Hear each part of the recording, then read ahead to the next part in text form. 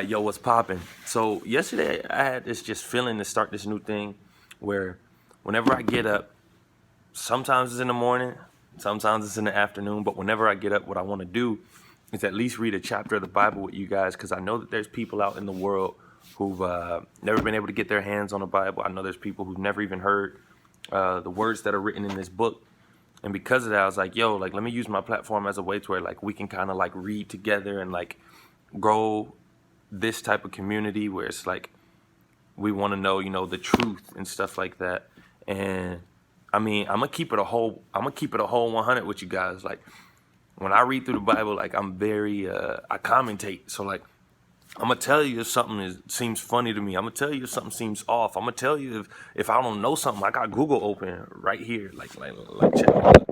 I got Google open. So it's, if there's something that I don't know, we're going to Google it. And we're gonna try and break down and understand, you know what I'm saying, really what's written all in here. So for today, we're going to start off in the New Testament. And I guess we're just going to start with the way the Bible is set up. It got like has multiple sections to it. So you got the Old Testament, which is basically all of the Jewish texts. The Old Testament is basically the Bible for Jews. Okay, so it has all of their scriptures, all of their laws. Everything that they read is the first portion of the Bible.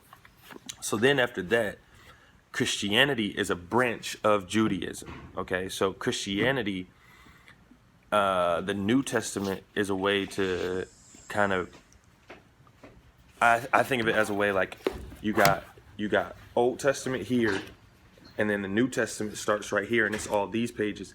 These pages are eyewitness testimonies and documentation to show that Jesus was the Messiah that was written about in these chapters. So what a Messiah is, like, let's take care of that right now. Okay, so in the Jewish text, there's these prophecies, right? So you can almost think of these as like all right, like picture the movie Matrix. These are like prophets or people where it's like they can see the future per se. All right, some real crazy stuff. And what's weird is like they would say things thousands of years before they happen, and then it would happen exactly how they said it. So it's super, like, almost scary, like how much like they know. Okay, so the prophets in the Jewish text would write about this person called the Messiah, who is one to come, right? And even in the modern generations, there's still a lot of Jews who believe that the Messiah hasn't come. They believe, they're still waiting for the Messiah to arrive on earth. But in Christianity, all of these pages are to prove that the Messiah has already come. The Messiah was Jesus Christ. This is what they try and prove. So we're gonna start with the very first chapter in the New Testament, and kind of see for ourselves, what it got going on. So this video is going to seem a little bit longer than probably most videos, because I'm giving a whole introduction and a whole preface to what we're getting started. But usually, I'll just wake up, we'll get to the next chapter we'll read it, we'll dissect it, and then boom, we'll get the day started, you know what I'm saying? And then I'll be back the day after that. But for right now, let's look the first gospel, and what gospel stands for is good news. The first book that mentions the good news that the Messiah has come is called Matthew, okay? Now, Matthew was a tax collector, and at that time, being a tax collector was a pretty shady business. It was kind of like you were scamming people. You know how on Craigslist you can get scammed, or like the people who be calling and they be like, what do they say? They say, hey, we're just calling to say, you owe us, some money at this department. And you're like, bro, like, what? Like, what are you talking about? They don't even have an American accent. You know what I'm talking about? Those types of scams.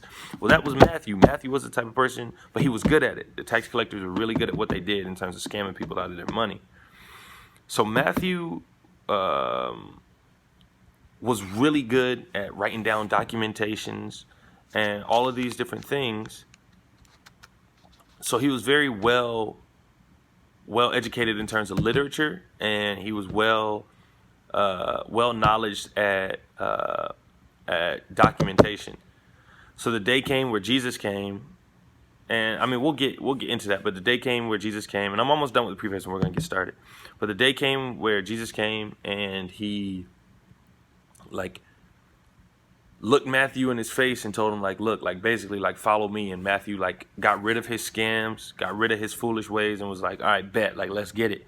And after living a life of following Jesus, he documented and gave like an eyewitness testimony to everything he saw. And Matthew was a Jew, so he wrote specifically to target like his information towards Jews. So there's certain stuff in here where we got to really try and put ourselves in the Jews' positions to try and understand it, okay? Because it was almost like you writing to your best friend, and let's say like your best friend knows all your inside jokes, knows exactly what you guys think is funny. When you guys text each other, you guys mention your inside jokes. You guys mention all these different things that you guys already relate on. So Matthew has like kind of like inside jokes with the Jews, and he's trying his best to inform them that Jesus Christ, the one he followed, was the promised Messiah that was prophesied about in their text. Okay, so let's get started. So in chapter 1, it starts off with the genealogy of Jesus the Messiah. Now the reason he gives the genealogy, the reason he's about to give the genealogy for Jesus is because one of the prophets in the Old Testament, in the Jewish text, mentioned that the Messiah was going to come from a specific bloodline. All right, watch how cold this dude Matthew is in terms of breaking that down, so that way there is no doubt that Jesus is indeed from the specific bloodline that the prophecy stated, so that way he can check that one off the list and say, all right, look, Jesus did fulfill this prophecy right here. So he starts off, he says, this is the genealogy of Jesus the Messiah, the son of David, the son of Abraham.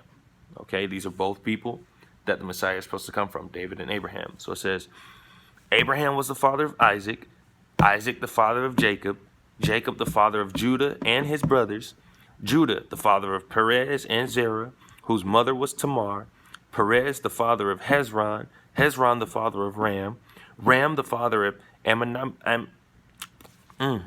Ram the father of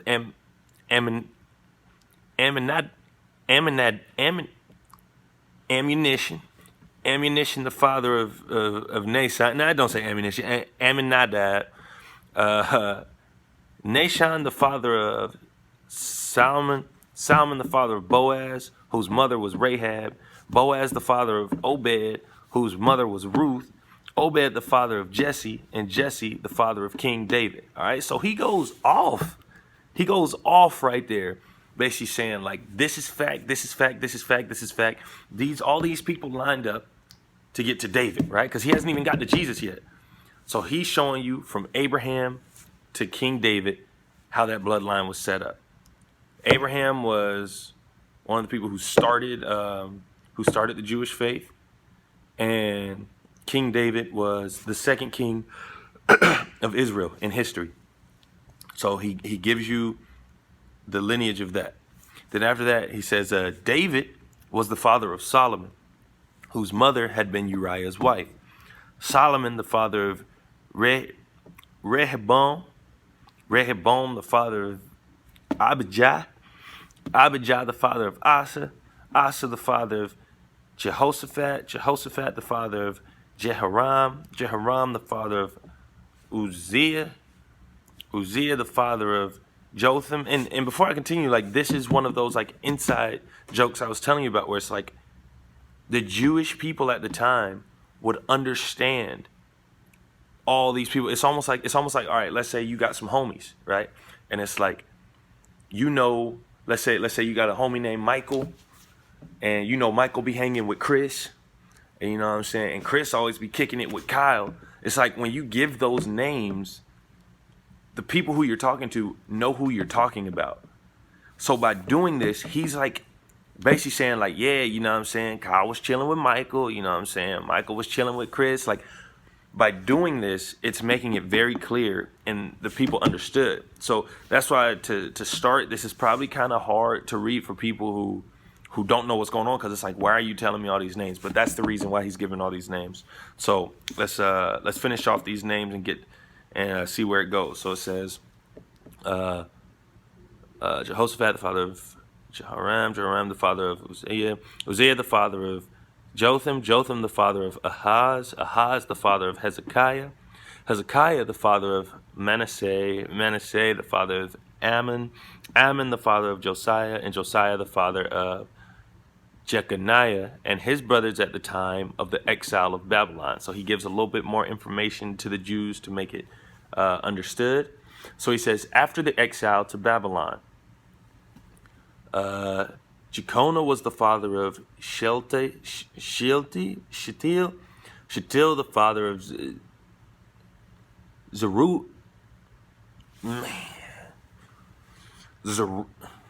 Zerubbabel the father of Abihud the father of Eliakim the father of Azar the father of Zadok the father of Akim the father of Elihud the father of Eliezer the father of Matan the father of Jacob, we almost there, and Jacob the father of Joseph, the husband of Mary, and Mary was the mother of Jesus, who is called the Messiah.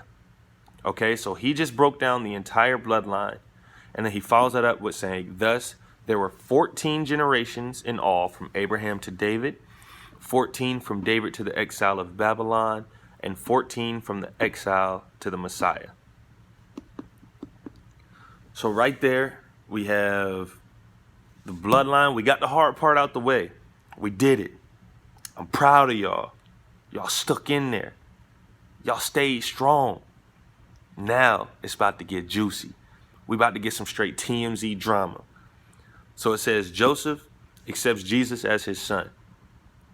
All right, so it says, this is how the birth of Jesus the Messiah came about. His mother Mary was pledged to marry Joseph. All right, stick with me here. But before they came together, she was found to be pregnant through the Holy Spirit. Because Joseph, her husband, was faithful to the law and yet did not want to expose her to public disgrace, he had in mind to divorce her quietly. All right? So this shows you Joseph, right? The girl who he was about to get married to, right? Married. Two bodies become one. All of a sudden, he see her around town. She got a baby bump going on. He was kind of hurt, you know? At this moment, he like, damn, man, like, I got catfished. It's probably his thought. So it says that in his mind, he started thinking about divorcing her quietly, because he was like, you know what, man, like, it ain't even worth exposing her, dog. Like, honestly, like, I'm not even gonna do her like that. Like, really, I'm gonna just sneak, you know what I'm saying, get these divorce papers and just say whatever. But then it says, but after he had considered this, an angel of the Lord appeared to him in a dream and said, Joseph, son of David, do not be afraid to take Mary home as your wife, because what is conceived in her is from the Holy Spirit. She will give birth to a son, and you are to give him the name Jesus, because he will save his people from their sins. All this took place to fulfill what the Lord had said through the prophet. All right, so right now, in terms of the story, we got an angel that comes to Joseph in a dream. He says, hey, yo, don't trip. Don't trip, bro. The reason she's pregnant is because the working hands of God, the Holy Spirit, has put a baby inside of her to save the world from its sins. All right, so don't trip. She ain't catfish you. She ain't been out here sleeping around. This is work from God. So he says, embrace her as your wife and name the child Jesus. Now, Matthew follows this up because he wants to give direction back to the Jews, back to his homies. So he says, all this took place to fulfill what the Lord has said through the prophet. The virgin will conceive and give birth to a son, and they will call him Emmanuel, which means God with us. Okay? So he just gave you what the prophet said thousands of years ago in this text and showed you All this took place to fulfill what was said here. What was said here now been fulfilled. So we just knocked out two things that were written thousands of years ago in the first chapter. One, the bloodline, the generations that led to Jesus the Messiah. And two, the prophet that said the virgin will conceive and give birth to a son, and they will call him Emmanuel, which means God with us, has also been fulfilled. It says, when Joseph woke up, he did what the angel of the Lord had commanded him and took Mary home as his wife. But he did not consummate their marriage until she gave birth to a son, and he gave him the name Jesus. Bow! So that's the first chapter of the New Testament. And like I said, I know today, we had a long build up to it because I had to give, a little preface kind of introduction to this whole thing we got going on. But tomorrow, we're going to hit chapter 2. And then we're going to get juicy with it. So, yeah. You at least got your one chapter in for the day. You're not ready to start your day. Let's get it. Let's take over. Let's keep being foreign citizens now to this world. Peace.